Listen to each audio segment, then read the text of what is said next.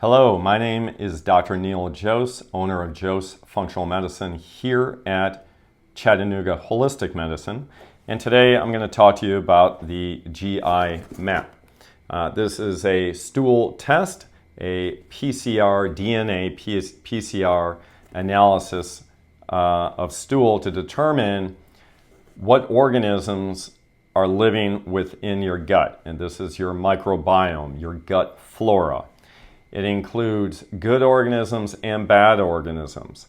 So you have beneficial bacteria that you want there, and you want to have good populations of them.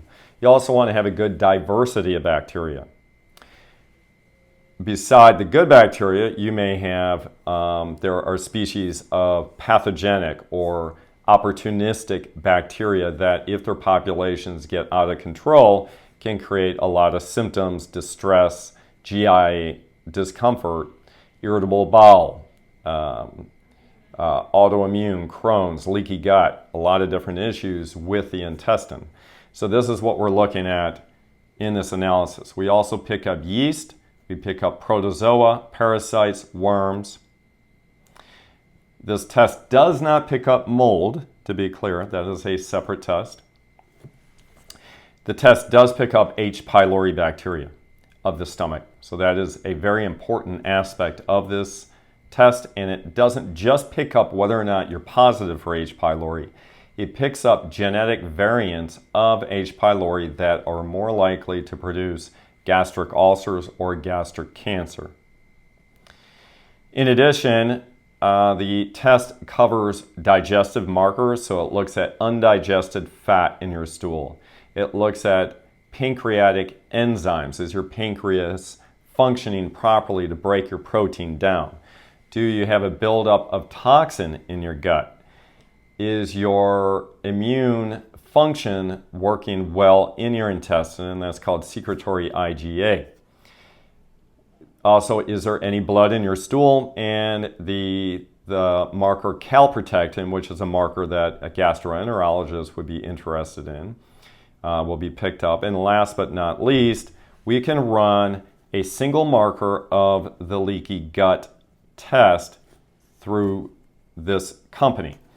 So when we do a leaky gut, there are several markers that can be run, which would be a more elaborate, specific, individual leaky gut test.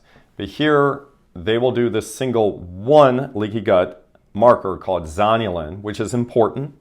If it comes up positive, it is a clear indication that you do have leaky gut, and then we can make our recommendations after that. So all in all, this is a wonderful test. It is not the only stool test available, but I would say it is possibly the most popular test, I'm guessing, in the United States. I could be wrong, but that's my impression. I use it a lot. It's probably one of my most common tests that I perform here in the office, and I run it on myself twice a year. So it is a very valuable and important tool for me as a functional doctor. Oh, now we're going to talk about how to do the actual test.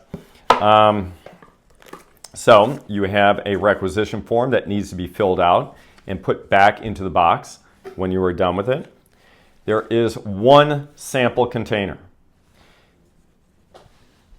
When you unscrew the orange top, there is a scoop attached to the orange top. And you will go into your poop, your feces, and you're going to fill it up to this orange line. So you have that much material you need to put into the container. How you're going to collect your sample is the company provides you with this container. To me, it looks like a French fry container. It's kind of ridiculous. I don't think I've ever used it. Unless you're a child, I just don't see how people can use it. So what I would recommend is grabbing a larger plate, a paper plate, and just utilizing that. Some people do use the catch fabric that you can lay over a toilet. I've never used it, but I've done enough of these. It's nothing to me. Just grab a paper plate, use it, you're done, and you put the sample into this tube, you close it off, You put it into this bag. It goes back into the box with the requisition, and the whole box goes into this FedEx self-labeled bag, and then just take it off to FedEx. It's quick, it's painless, and it'll be over before you know it. And that's it. Thank you.